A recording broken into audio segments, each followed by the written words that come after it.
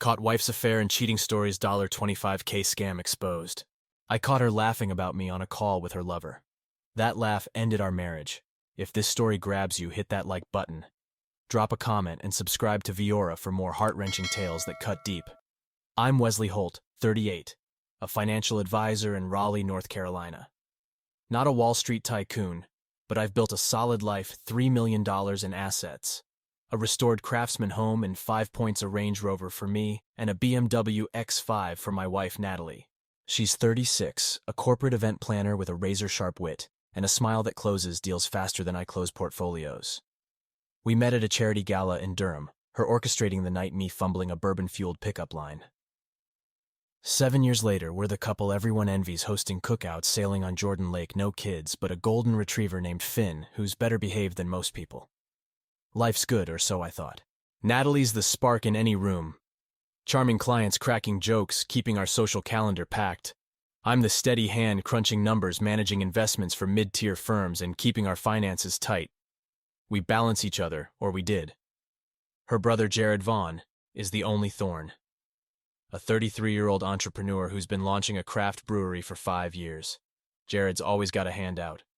I've loaned him $20,000 over the years, mostly for Natalie's sake. He's family, she says. I don't argue. I'm the guy who steps up. This Thanksgiving we hosted at our place. 16 people, linen tablecloths, a smoked turkey. I spent 2 days prepping. Natalie ran the show, her laugh filling the house as she poured Pinot and swapped stories with our friends. My parents, her mom, and Jared's new girlfriend, Lila.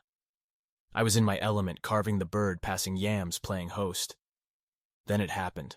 Natalie, halfway through her third glass, leaned across the table, her eyes glinting, and said, "You know what? I'm not thankful for Wes in the bedroom. Talk about a snooze fest." The room froze. My mom coughed. Jared snorted. Lila smirked, and our friend Claire tried to laugh it off. I felt the blood drain from my face, my fork still in hand. Natalie grinned like it was a punchline and raised her glass. "Kidding, babe," she said, but her eyes didn't meet mine. The table moved on chatter, picking up, but I was stuck, her words a blade in my chest. I forced a smile past the gravy and swallowed the humiliation. Inside I was breaking that night as Natalie hummed and cleared plates. I sat on the deck, Finn at my feet, the November air biting. Her laugh from the call last week echoed low. Flirty, not meant for me. I'd overheard her in her office door, cracked, giggling with someone she called Dean. I'd brushed it off, chalked it up to work stress. Now her Thanksgiving jab felt like a confession. I didn't sleep, the guest room's silence louder than Finn's snores. Morning came, and I was up at 5 a.m. pulling on running shoes I hadn't touched in years. I hit the greenway, Raleigh's Oaks blurring as I pushed harder, my breath sharp. Natalie was still asleep when I got back, her phone charging on the counter. I didn't check it, I'm not that guy. But doubt's a slow burn, and I needed answers. I called my old college buddy Troy Bennett, a gym owner downtown. "Wes, you sound rough," he said. "Meet me at the gym, we'll sort it." Troy's gym was a no-nonsense spot. Iron plates, chalk dust, no influencers. He spotted me on the bench, his voice steady. "What's eating you, man?" I spilled it. Natalie's jab, the call, the way she'd been pulling away. Late night's new perfume. Her phone angled just out of view. Troy didn't flinch. "You're not crazy," he said. "But don't explode. Get strong body mind. Then decide." I nodded, the bar heavy in my hands. That day I signed up for a trainer, booked a nutritionist, and started rebuilding. Natalie noticed, her brow furrowing when I left for the gym, instead of lingering over coffee. "Since when do you run?" she asked, her tone sharp. I shrugged, grabbing my keys. "Since now." The first crack came a week later. I checked our bank app routine, part of my job. A $1,500 charge at a boutique hotel in Charlotte, dated last month when Natalie was at a conference. No conference receipt. Then $800 at a jewelry store. No new necklace on her. My gut twisted, but I stayed calm. I hired a PI, Lena Carter, a former cop with a knack for discretion. Track Natalie. I said no drama. Lena delivered in 3 days. Photos of Natalie at a Raleigh wine bar with Dean Harrington, my high school friend turned real estate broker. They'd played football together, shared beers at my wedding. Now his hand was on her waist, her laugh aimed at him. They left for his downtown condo, her BMW trailing his Porsche. I stared at the images, my coffee-cold Finn whining at my feet. This wasn't a fling, it was a knife in the back. That night Natalie came home all smiles. "Big client dinner," she said, kicking off her heels. I nodded, my jaw tight. flipping through a client report. Good, I said, the lie hanging between us. I didn't confront her, I'm a numbers guy, facts over fury. But the gym became my refuge, each rep. A release. Troy's voice in my head, get strong, then decide. The next twist hit at a client meeting. My colleague Sarah Wells pulled me aside. Wes, you okay? Saw Natalie at the Umstead last week. She was with some guy? Not you. Sarah's no gossip, she's a straight shooter. I nodded, my throat tight. Thanks for the heads up. The Umstead was 10 minutes from our house. Natalie had said she was working late that night. I called Lena dig deeper on Dean Harrington. She sent a report 48 hours later. Dean, 39, divorced, running a $10 million real estate firm. He'd been Natalie's consultant for her events, but the paper trail showed $15,000 in consulting fees from her business to his, no invoices. Our money funneled through her company. I checked our joint account, $25,000 in transfers to her event fund over 6 months, half unaccounted for. My blood boiled, but I didn't snap. I acted. I met Troy at a coffee shop, the Raleigh skyline gray outside. She's cheating with Dean, I said, sliding Lena's photos across the table. And they're stealing from me. Troy's jaw tightened. You gonna burn it down? Not yet, I said, I'm building something first. I doubled down gym at dawn meetings all day. New clients locked in. I stopped asking Natalie where she was. Stopped checking her mood. She noticed her texts sharper. Why are you so distant? I replied. Busy. Her control was slipping and she didn't like it. The next blow came from Jared, her brother. He showed up at my office, his usual slouch replaced by a nervous twitch. Wes, we gotta talk, he said, shutting the door. Natalie's in trouble. She's been borrowing from me, saying it's for events. But I saw her with Dean at a hotel bar. They weren't working. I leaned back, my stare cold. Borrowing with my money. Jared flinched. She said you were cool with it. I lent her $5,000 last month. I laughed sharp. You lent my money to her, for Dean. His eyes widened. I didn't know, man. She's my sister. Get out, I said, pointing to the door. He scrambled. Leaving a trail of excuses, I texted Lena. Check Jared's finances. He's in on it. Lena's report landed the next day. Jared had received $10,000 from Natalie's event fund labeled brewery investment. No brewery, just bar tabs and a new motorcycle. Natalie wasn't just cheating. She was running a hustle with Dean as her partner and Jared as her pawn. I forwarded the report to my lawyer, Ethan Price, a no-nonsense divorce attorney. Start the paperwork, I said quietly. Ethan nodded. You want to freeze the accounts? Not yet, I said. Let her think she's winning. I kept moving, gym work, new routines. Natalie's jabs grew desperate. What's with the fitness kick? She asked one night, her arms crossed, trying to impress someone. I smirked, grabbing my gym bag, myself. Her eyes narrowed, but I was already out the door.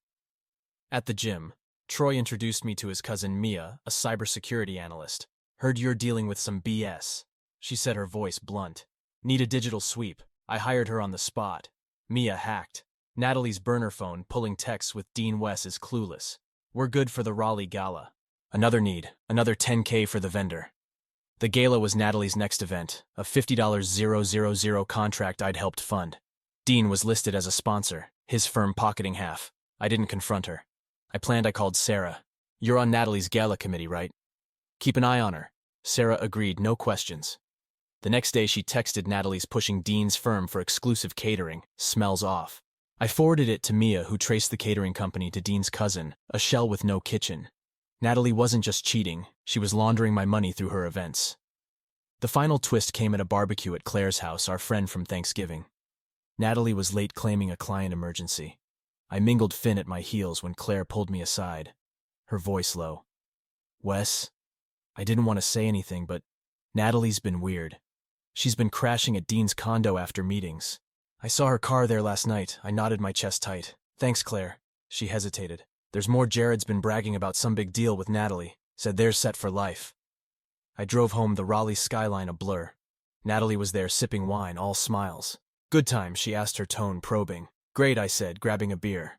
Her smile faltered, but I didn't bite. That night I moved my essentials to the guest room, Finn's bed beside mine. Natalie pounded on the door. What's your deal, Wes? Talk to me, I opened it. My voice calm. I'm done playing your game, Natalie. Her eyes widened, but I shut the door. The next morning I met Ethan Freeze. The joint accounts, I said. And pull the gala funding. He nodded, already drafting. I texted Mia. Get me Dean's financials. Then I called Troy. I'm ready, I said. Time to end this. What would you do if your wife turned your life into a lie? I was about to find out. Sometimes the loudest revenge is silence. Raleigh's dawn was crisp, the gym's iron clanking as I pushed through deadlifts, sweat stinging my eyes. Natalie's laugh from that Thanksgiving jab Wes in the bedroom a snooze fest still burned, but her affair with Dean Harrington and their $25,000 scam with Jared fueled me. I wasn't the guy who took punches anymore. I was the one throwing them. Mia Troy's cousin texted as I left the gym. Dean's financials are a mess. His firm's bleeding $500K in debt. Natalie's event fund is his lifeline. I gripped my phone, the Raleigh skyline glinting. Natalie wasn't just cheating, she was bankrolling Dean's sinking ship with my money. I forwarded the report to Ethan. My lawyer, add embezzlement to the suit, I said. And trace Jared's brewery account. Ethan's voice was grim. You're building a fortress. Wes, Natalie's got no idea what's coming. I didn't want her to. I kept my routine gym at 5 a.m. office by 7, client calls stacked. Natalie's texts grew frantic. Why are you shutting me out? I ignored them. My focus razor sharp. Lena, my PI, sent new photos. Natalie and Dean at a Durham hotel, her hand on his chest, his smirk too familiar. A timestamp showed it was the night she'd claimed a vendor crisis. I saved the images, my jaw tight. Finn's whine the only sound in the guest room. The first twist hit at the office. Sarah, my colleague, called me to her desk, her face tense. Wes, I audited the gala budget like you asked. Natalie's funneling $30,000 to a vendor. Carolina Lux, it's a ghost. No office, no staff, just a P.O. box tied to Dean's cousin, Travis Harrington. I leaned back, the pieces clicking. Travis, Dean's shadow, always at our barbecues, quiet, but watching Natalie's gala was a front, and Travis was the bagman. Send me the docs, I said. Sarah nodded her loyalty, a rare anchor. I texted Mia, dig into Travis Harrington. He's in deep. Mia replied, on it. This is bigger than you think. That night, Natalie tried to play nice, cooking my favorite shrimp and grits, the kitchen warm with garlic and butter. Wes, sit, she said, her smile forced. We need to reconnect. I sat fork in hand but didn't eat. Her eyes flickered nervous. What's going on with you? She asked, her voice tight. I met her gaze, calm. You tell me, Natalie. She laughed too loud. You're so serious lately. Lighten up. I stood, grabbed my keys, and left for the gym. Her control was crumbling, and I wasn't catching her fall. Mia's report on Travis landed the next day. Carolina Lux was a shell, moving $100,000 in vendor payments from Natalie's events to an offshore account in Belize. Travis was the signatory, but Dean's firm was the beneficiary. Worse, Jared had wired $5,000 from his brewery account to Travis, labeled consulting. My money, siphoned through Natalie's lies, was propping up Dean's empire. I forwarded it to Ethan. This is fraud, I said. Nail them? Ethan whistled. You're tearing their world apart, Wes, but watch your back. Dean's desperate, guys like that don't go quiet. I wasn't worried about Dean. He was a leech, not a lion. But Jared's role gnawed at me. He'd always been a mooch, but this was betrayal, not laziness. I called Lena. Track Jared. I want his moves. Lena delivered in 24 hours. Jared at a dive bar in Cary, meeting a guy named Marcus Tate, a private security contractor with a rap sheet. Extortion assault photos showed Jared passing an envelope, Marcus pocketing it. Lena's note. Tate's tied to Dean, looks like they're planning something. My pulse spiked. Was Natalie hiring muscle through Jared? Or was Dean covering his tracks?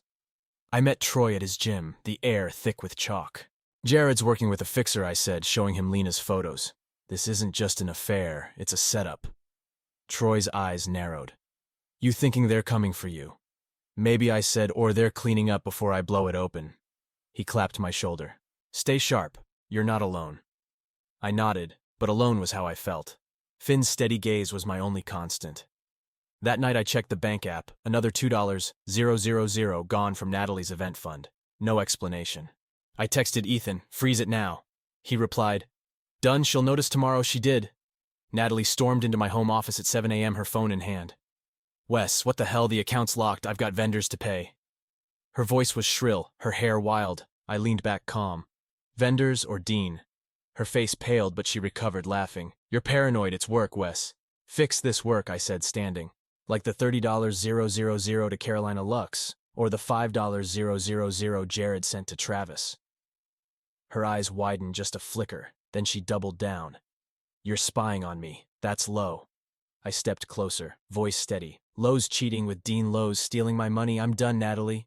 She froze, then stormed out, slamming the door. Finn growled, sensing the shift. I called Mia. Get me into Natalie's email. I need her gala plans. Mia cracked it by noon. Emails between Natalie and Dean planning the Raleigh gala as a big score. One message chilled me. Wes is distracted. We moved the $50K at the gala. Travis handles the drop. Another from Dean. If he gets wise, Marcus has us covered. The gala was 2 days away. A black tie event at the Raleigh Convention Center. 300 guests, my firm as a co-sponsor. Natalie was using my name to launder their cash. I didn't flinch. I called Sarah Swap, the gala's catering. Cut Carolina Lux. Use my contact, Ellison Catering. Sarah didn't ask why, just made it happen. I texted Lena, watch Travis at the gala, Marcus too. Then I called Ethan, file the divorce papers. Serve her after the gala. The next twist came from Claire, our friend from Thanksgiving. She texted late, her message, shaky Wes. I overheard Jared at a bar. He's scared, says Natalie's in over her head with Dean. Something about a deal going south. I called her the Raleigh night, quiet outside. What deal? Claire's voice trembled. Jared was drunk, said. Dean's got debts bad. People, not banks. Natalie's helping him pay them off. Jared's freaking out, thinks they're watching him. I hung up, my mind racing. Dean wasn't just a cheater, he was a debtor, and Natalie was his lifeline. Marcus Tate wasn't protection, he was enforcement. I texted Mia. Check Dean's debts. Any ties to organized players? Mia replied. Give me 24 hours. Stay safe. The gala night arrived. Raleigh's skyline glowing as I pulled into the convention center in a tailored suit. Finn, left with Troy. Natalie was radiant in a sapphire gown, working the room oblivious to the frozen accounts. Dean was there, shaking hands. His smile tight. I played my part. Charming clients. My eyes on Travis, who lingered near the bar, a duffel bag at his feet. Marcus was in the shadows, scanning the crowd.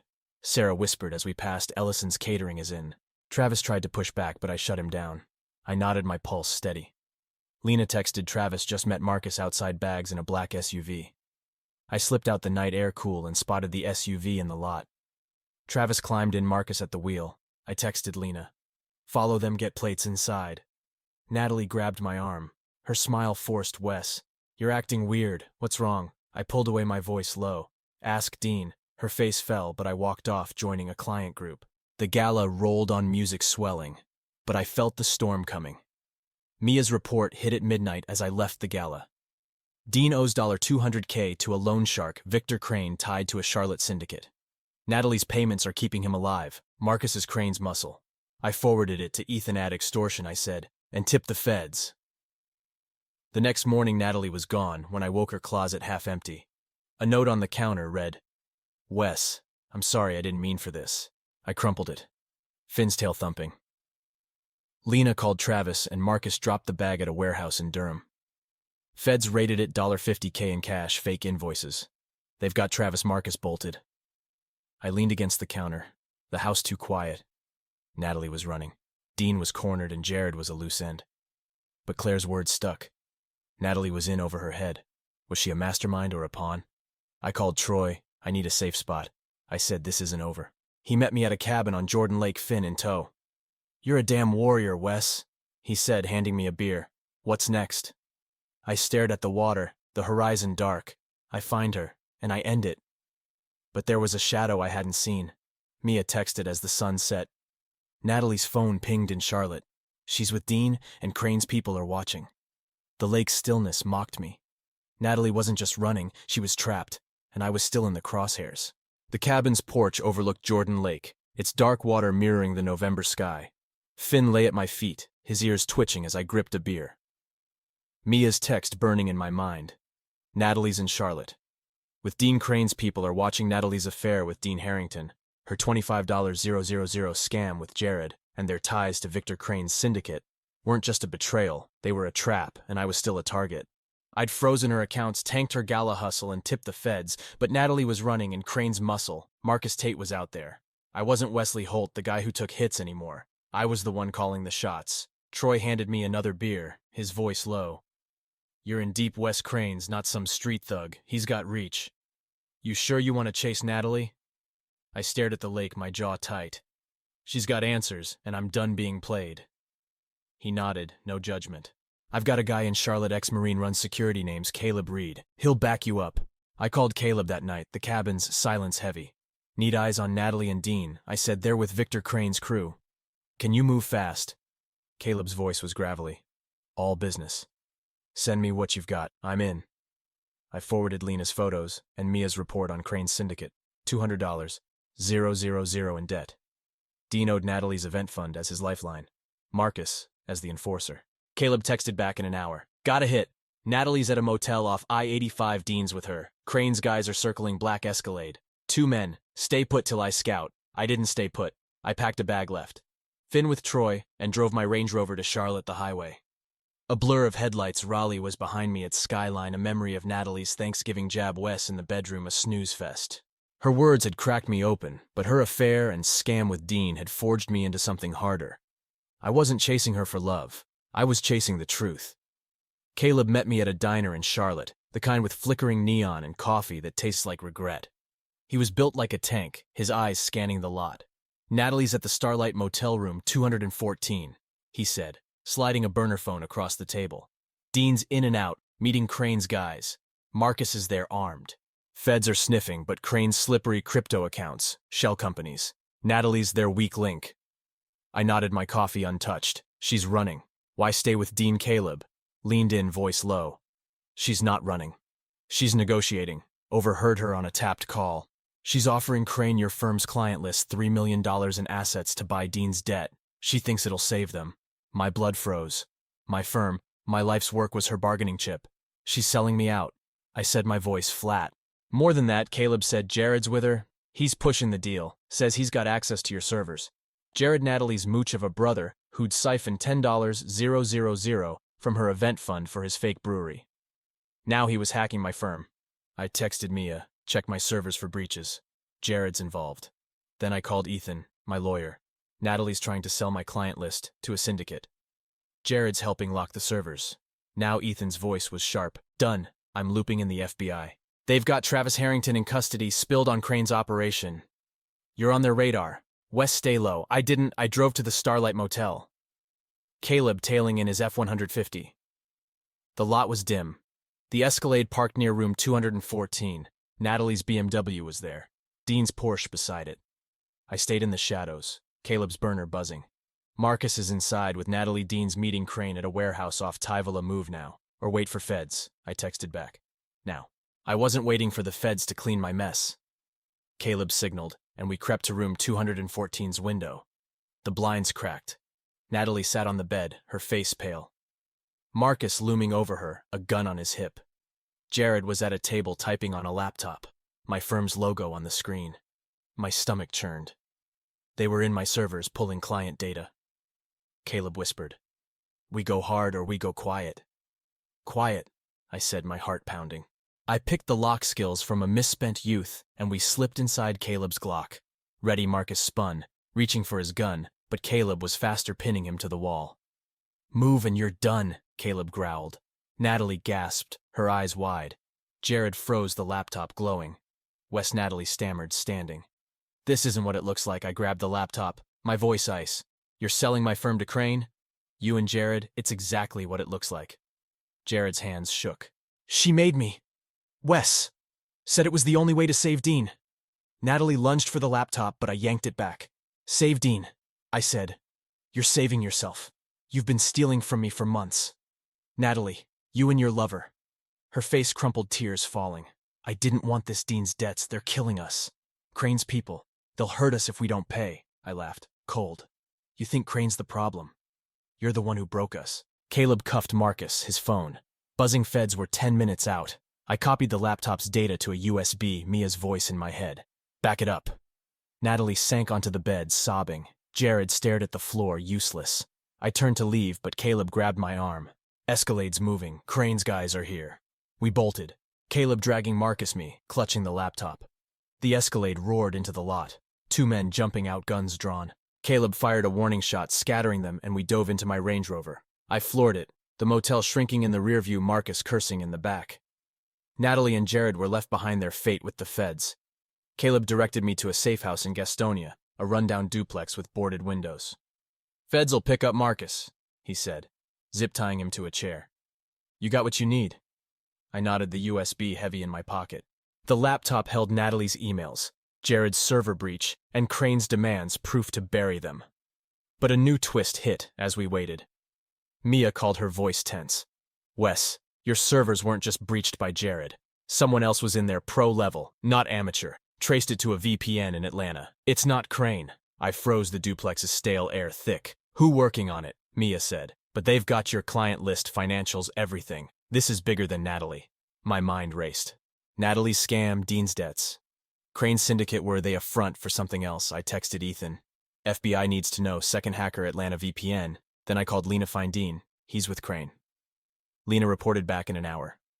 Dean's at a warehouse in Tavola, Crane's base. Feds are raiding it now. I drove to Charlotte, Caleb beside me. The USB, my only leverage. The warehouse was chaos, feds, swarming lights, flashing, Dean in cuffs. Crane nowhere. Lena met me outside, her face grim. Dean's talking, says Natalie was a pawn. Crane forced her to move money, threatened her family. Jared, her mom. I stared at the warehouse, rain starting to fall. Pawn. She chose Dean. She stole from me. Lena shrugged. Doesn't mean she wasn't scared. Crane's not the top dog. Someone else pulled the strings, the Atlanta hacker. I handed Lena the USB. Get this to the feds. Natalie's emails, Jared's breach, Crane's demands. She nodded, disappearing into the chaos. I drove back to Raleigh. The rain a steady drum, my mind on Natalie. Was she a victim, or had she played me from the start? At the cabin, Troy was waiting. Finn's tail wagging, feds. Got Dean and Travis. He said Natalie and Jared are in custody. Crane's a ghost, but they've got his accounts, $1 million frozen. I nodded, sinking onto the couch. There's a bigger player. Someone in Atlanta. Troy raised an eyebrow. You're not letting this go, are you? I didn't answer. Mia's next call brought the final twist. West, the Atlanta VPN, it's tied to a firm called Apex Ventures CEOs. A guy named Paul Whitaker. He's a silent investor in Dean's real estate company. Been funding Crane's loans, using Natalie's events as a front to launder cash. I leaned back the cabin's walls, closing in. Whitaker. Why my firm? Mia's voice was grim. Your client list. It's got execs tied to Apex's shell companies. Whitaker wanted leverage. Blackmail. Maybe worse.